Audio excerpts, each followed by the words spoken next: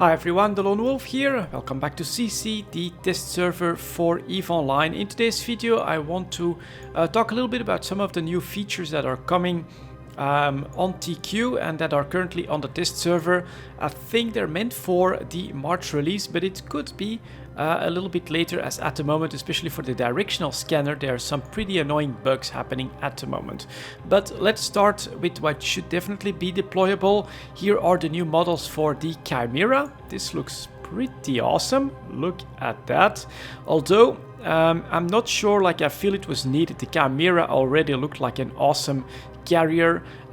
This is a lot leaner, so it doesn't have the bulk that it's even thinner than what we have on TQ at the moment for the Chimera model. I do like the launch bay right there, a bit more protected. That's really nice. I also like the side panels here. I think that looks pretty cool as well. The antenna as well. It's Caldari design. It's the new design that CCP wants for their ships. Very militaristic, very sharp, very sleek. You know, something that is utilitarian and looks like it could fit in a very militarized society. And so, yeah, they achieved the goal, but I felt personally that the Chimera was already very much in that style. Still, of course, you get all the nice little lights. You get the bridge on top there. That's actually pretty damn flat. It looks a lot like a submarine. So that's the new Chimera model, which I feel it's okay, just not sure if that was necessary. Here is then the new Corrant model. This is a big change. It's got a bit more rounding to it. It probably looks a bit more like a speedy, sleeky destroyer that could try to get under an enemy's guns or something like that. Not sure where the missile launchers will come, probably these spots here. This should also be an animation, of course. Warp animations are pretty cool, and you know, CCP is constantly rolling out new models with cool warp animations. Were these the ships that need them the most? I don't think so, but I definitely like what they're doing here with the Cormorant. This is much more modern looking than the current Cormorant model. So I am definitely seeing the added value of this one. Especially here, you have this nice effect here. Down here in the, I don't know if you would call it engine base or something like that, but you've got this power flowing through them. Details like that I do feel are really cool. For the Chimera, I feel like it's okay, but not really that much added value to that model. The second thing that I wanted to discuss is the probe launcher. They're updating basically the looks of the probe launcher. None of the utility really changes, but the looks of it is quite different. So let's go for probe scanner and then press F9. Now, the first time that I opened this up, the probe scanning window was actually locked inside the system window. So you can just unlock that with a button, and then you can put that in a different window. The one thing that I don't like is that now I have to go for F9 in order to open and close the solar system map. I'm hoping that they can add a button somewhere here for opening and closing the system map, because yeah, having to go to my keyboard to do that when I definitely want a probe scanner, this window here, open all the time, so that I know immediately when I jump into a system if there's anything to scan or if there are anomalies to run or anything like that. So I 100% don't want this docked within the solar system map, but I do want a clickable icon to open and close the solar system map. Probably somewhere here in this top right corner would be perfect for that. The changes, you can obviously see first of all that here now we have a column with a sort of icon, so you'll also have icons for combat sites, for wormholes, for all that type of stuff, which is pretty cool. And of course on the solar system map, I think it's pretty obvious that the spheres here are much less pronounced, and so it should be easier to see your own probes and to work with everything on the solar system map. So let's launch my sister core scanner probes. There you go. Definitely a lot more visible. The red X here, I like that as well. It still gives you a really good idea of where the signatures are, whereas the sphere is an indication to me of how difficult it's going to be to scan, and if it is, potentially like a 4 out of 10 or something like that. So it's you know, you just need to pay a bit more attention, but I still feel that the very large spheres will be very recognizable. So let's put this into our pinpoint formation, and here is the one thing that I'll need to get used to. You can't change the circumference, the range of your probes anymore by grabbing an edge, so you have to go with this little scaly bar down here.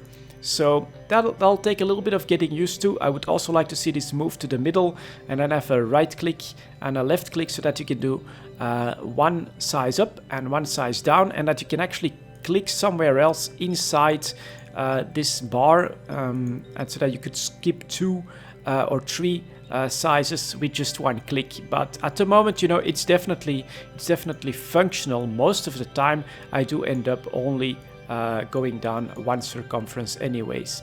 So let's do a first scan around this signature. Let's see if we can grab anything while we press analyze. Obviously, another thing that's really added here is your scan strength, your scan deviation, and your scan duration with all the information. That's definitely a pretty big plus. And here is one thing that that's new, that is really cool as well. This signature right here, MQU. I'm not sure if I click on this, that'll work. Yeah. You know, we have 2 potential results. It's always going to be the one that's furthest away from the core of your probes. So we know that it's this one, but now they are actually linked with a stripe bar here. So that you know MQU, it can be this one or this one. It's going to make it a little bit easier to know, well, this is the one that I'll want to scan if I want to go for this one. You know what, let's just do that. So we can bring this baby down, put it over here. Then we can double click now to go to the top view. Very handy little thing, will take a little bit of getting used to. Decrease the size of my probes and press analyze. So there we go. Let's see if we can grab MQU. Yeah, 12%, not bad. We're not that far off. So again, you can put it at the right height. Double click for a top view. Bring your probes right on top of the signature and press analyze once again. Another big change, you'll see it after like, I think 25%, you'll go yellow. And then the yellow will actually grade to a lighter and lighter shade up into the 90%. Percentiles, and you will only have a green bar and a green circle around your yeah, I should of course also reduce the scale. Yeah, it's gonna take a slightly different clicks in order to do the same scanning that you did before, but I think that just a couple of weeks and you'll be used to that. So here we go, 25%, 28.7 to be exact. We know it's a wormhole now by the icon, and of course here we can see wormhole, and it starts to look yellow, so we're going to decrease another one. We're going to bring it down just a little bit. We can double click, put it right on top of the estimated position, and keep going like this. So for me, all the functionalities in here, all the little extras so far look really good. The icons, the circle here, you can now see at 67%. What I'll maybe do is I'll do one lower, but then I'll intentionally go a little bit too high so that we try and grab it in like the 90 percentile. Yeah, should be okay. To show you guys that it doesn't show a green icon anymore when it's not warpable, or as long as it's not warpable, which is a good extra feature. Yeah, of course we happen to scan it to 100% and it turns green, but you know what I was trying to do. I was in the 90 percentile like yesterday on sisi, and then it turned bright yellow when you were very close. So that's just something to keep in mind.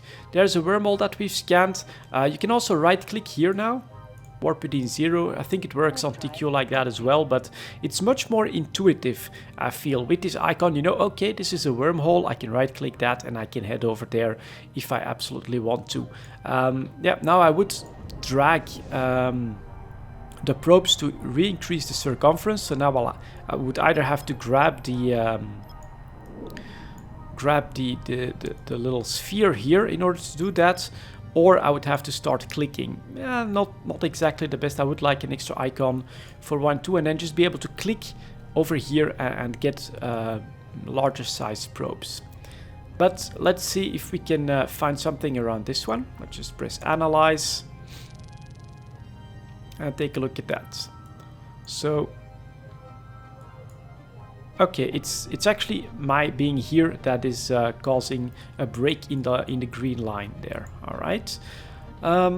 Do we have something here at 4.2%?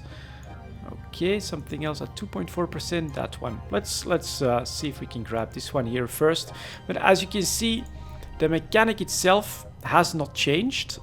It's exactly the same. You just have more visual feedback, and the red spheres here are much less pronounced. Oops, and we're still deviating much to the right, but I think at this point we can try to go one lower, and I really have to get used to using the double click because that's just too handy not to.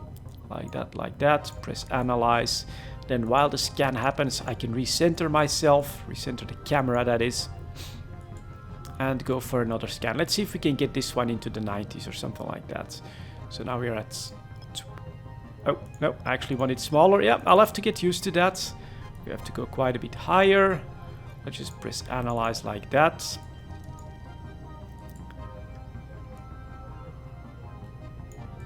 So I like it. So far, this looks pretty good. Performance-wise, I'm also definitely not complaining. I did go to Terra. You can do that with the move me command, because I'm certain that there will be signatures here. Most of them will, of course, be wormholes. And this one is once again, yeah, at 57%. We can maybe try this to see what kind of a result we'll get. We're definitely not on top of the signature, so it shouldn't be the best. Let's hope it doesn't turn green. Almost 72%. So what I think I can do is I can try to move a little bit closer, because it's still that same orangey yellow that you get even at 25%. And there we go. That's what above 80 seems to be the trigger. Maybe it's above 75%. You get a bright yellow. That means you're almost there. And then, of course, right now, if we would put ourselves right on top of the signature, double click is going to be the handiest. Yeah, definitely what we'll want to do.